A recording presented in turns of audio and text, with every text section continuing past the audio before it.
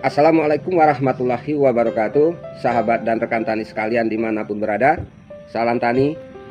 Bersama saya kembali Budi Harto di channel Panduan Budidaya Tanaman. Namun perlu juga saya ingatkan sebelum menonton atau menyimak video konten saya kali ini, kiranya sahabat dan rekan tani harus mengulas ulang konten video saya sebelumnya, terutama yang menyangkut pupuk peram, yang dilanjutkan dengan konten yang berjudul efek domino dari pemanfaatan pupuk peram, agar nantinya sahabat dan rekan tani tidak gagal paham atau salah dalam penafsiran, sehingga akan menimbulkan kebingungan akibat mendapatkan pemahaman yang setengah-setengah atau tidak menyeluruh. Mengingat segala penjelasan-penjelasan di konten video ini sangat berhubungan erat dengan konten-konten video yang sudah saya sebutkan tadi, karena merupakan pembahasan yang berkelanjutan dari konten video saya sebelumnya, terutama sekali yang menyangkut tentang konten video dengan penjelasan manfaat dari pupuk peram, sekaligus penjelasan manfaat komponen-komponen dari komposisi pupuk peram tersebut, yang dilanjut dengan efek domino dari penerapan pupuk peram.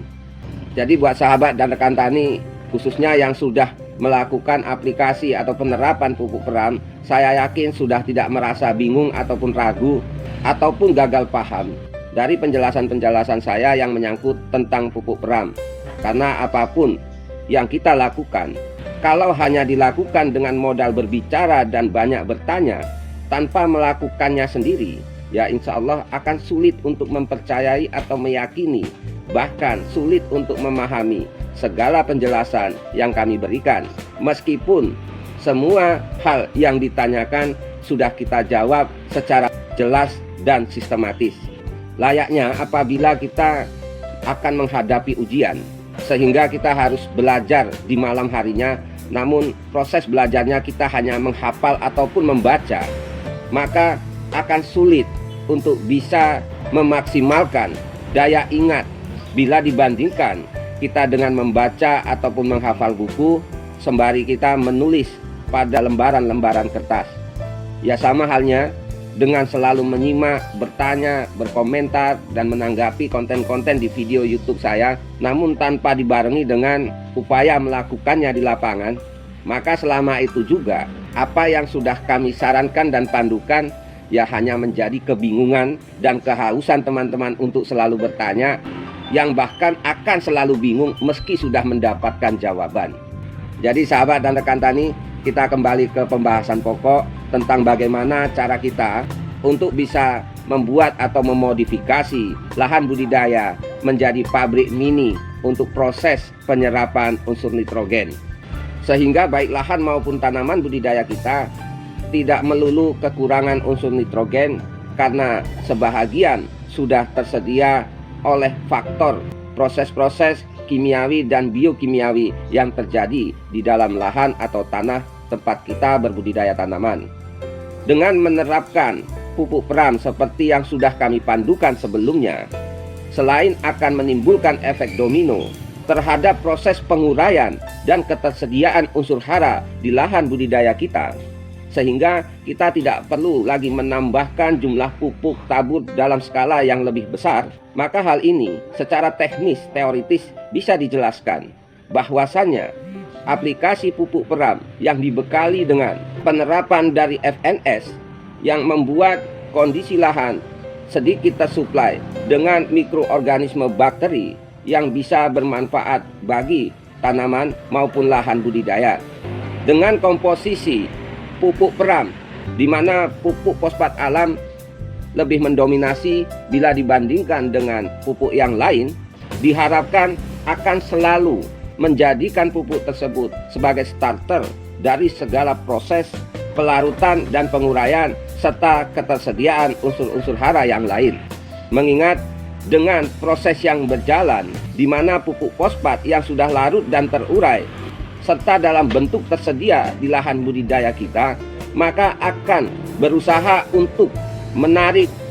ion-ion nitrogen yang ada di lahan budidaya serta unsur-unsur nitrogen yang masih bertebaran di atas permukaan lahan atau yang masih bergentayangan di udara. Hal ini dikarenakan sifat agresif dari unsur-unsur fosfat yang sudah terlepas dari ikatannya yang akan memacu proses fiksasi nitrogen dari udara.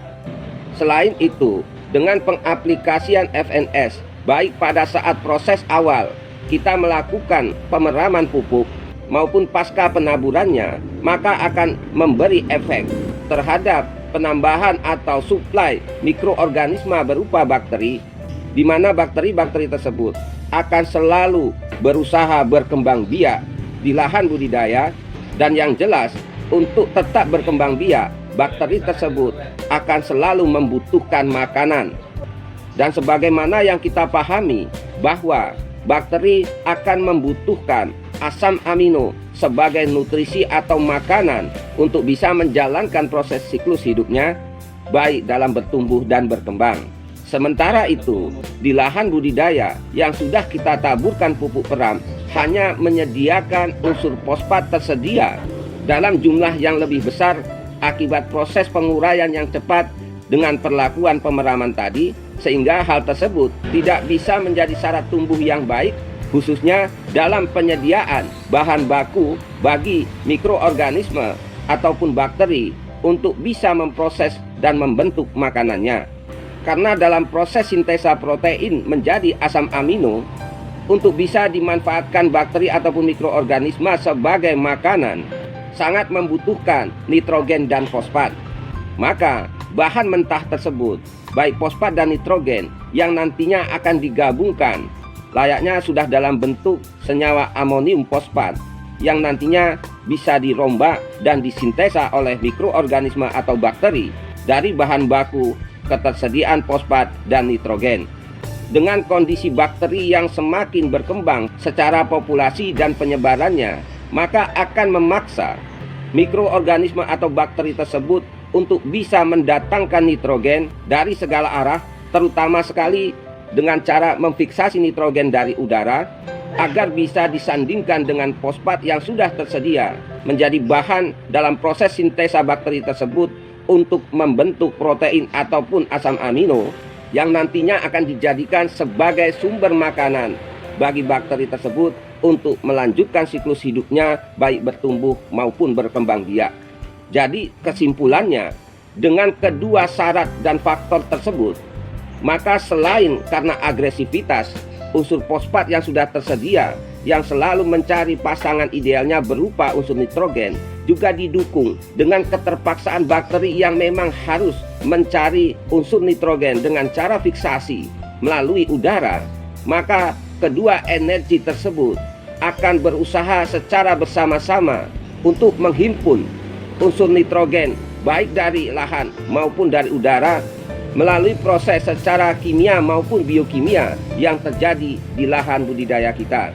Maka wajar apabila dengan kondisi tersebut saya menyebutkan atau mengistilahkan dengan pabrik mini produsen nitrogen.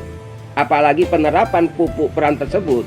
kita lakukan setiap musimnya, insya Allah akan menjadikan proses tersebut akan berlangsung secara berlanjut dan berkesinambungan. Jadi buat sahabat dan rekan tani sekalian, demikianlah sedikit penjelasan saya di pagi hari ini. Semoga bisa memberikan berkah manfaat terbaik bagi saya pribadi maupun sahabat dan rekan tani sekalian. Saya Budi Harto dari Stabat, Langkat, Sumatera Utara. Jayalah selalu petani Indonesia dan salam tani. Wassalamualaikum warahmatullahi wabarakatuh.